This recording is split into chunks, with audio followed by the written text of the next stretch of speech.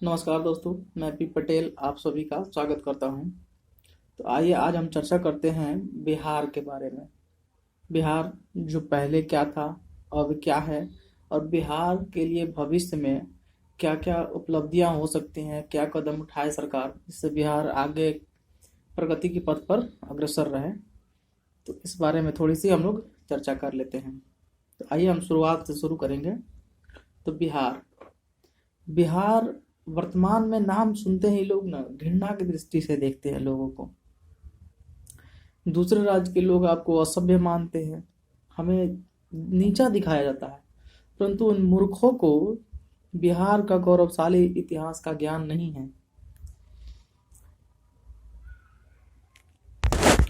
तो आइए तो आइए आज हम कुछ चर्चा करते हैं बिहार का गौरवशाली इतिहास क्या रहा है।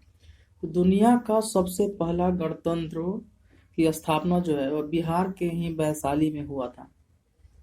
इस ऐतिहासिक नगर का उल्लेख महाभारत जैसे महाकाव्यों में भी मिलता है। ये एक नंबर पॉइंट। दूसरी पॉइंट है, भारत का सबसे पुराना हिंदू मंदिर मुंडेश्वरी हिंदू मंदिर बिहार में ही स्थित है। दूसरा पॉइंट। तीसरा पॉइंट, विश्व को अहिंसा का पाठ पढ़ाने वाले गौतम बुद्ध को ज्ञान की प्राप्ति बिहार में ही हुई थी। चौथा पॉइंट है, जैन धर्म के 24वें तीर्थकर महावीर बिहार से ही संबंधित थे। पांचवा पॉइंट है, सिख धर्म के अंतिम गुरु गुरु गोविंद सिंह का जन्म भी बिहार में ही हुआ था। भारत भारत में सबसे बड़ा महाजनपद मगध, वो भी कहाँ था? बिहार में। सातवां पॉइंट है, पूरे विश्व से लोगों को आकर्षित करने वाला नालंदा विश्वविद्यालय कहाँ है? बिहार में। आठवां पॉइंट है, मशहूर नालंदा विश्वविद्यालय जिसको कहा जाता है कि बख्तियार खिलजी ने आग से जला दिया था, और वहाँ इतनी सारी किताबें रखी थी कि 6 महीने तक लगातार वो किताबें चलती रही। आप सोच कर देख सकते हैं लाइब्रेरी कितनी बड़ी थी, कितना ज्ञान था हमारे पूर्वजों को। उसके बाद अगला पॉइंट है, महान अफगान शासक शेर शाह सूरी का मकबरा भी कहाँ है? बिहार में। इतिहास बिहार का साक्षी रहा है, क्योंकि इतिहास भी अपने आप में एक इतिहास है।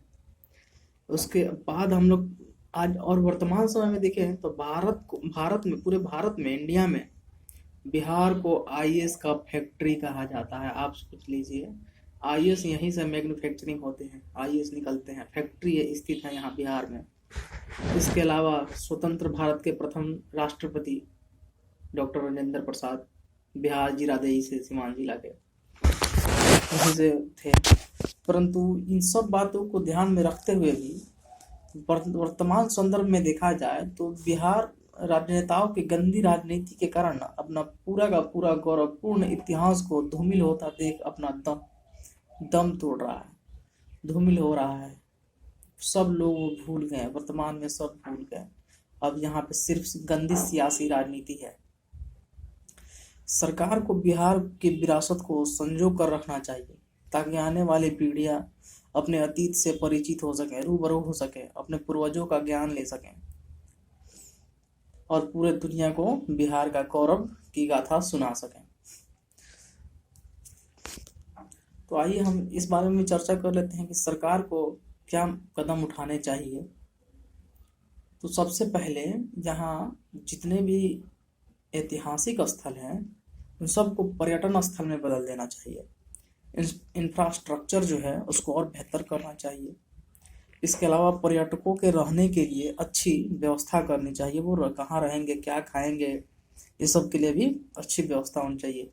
पर्यटन आए तो उनके आने के लिए भी पहले आपको अच्छी सड़कें होनी चाहिए ताकि उनको तकलीफ ना हो। बुरी सड़कें रहेंगी वैसे ही पर्यटन नहीं आए, पर्यटक आने से मना कर देंगे।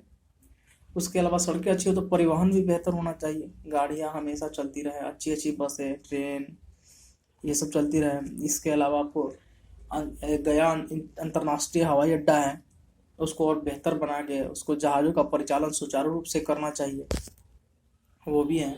इन सब से फायदे क्या होंगे? तो देखिए, विदेशी जब भारत में आएंगे तो अपना मुद्रा लेके आएंगे, यहाँ एक्सचेंज होगा मुद्रा, तो विदेशी मुद्रा भंडारण हमारे यहाँ ज़्यादा होगा, विदेशी मुद्रा भंडारण होगा। बिहार की कला और साहित्य जो है वो पूरे के पूरे विश्व में उसका प्रसार होगा।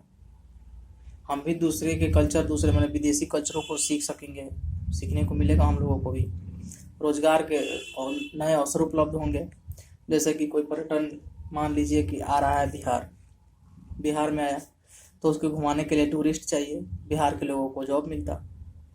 इसके अलावा वहाँ के रहने के लिए प्रबंधन चाहिए, कोई होटल खोल लेते हैं तो होटल में पूरे स्टाफ चाहिए, तो स्टाफ यहाँ के लोगों को रोजगार मिलता।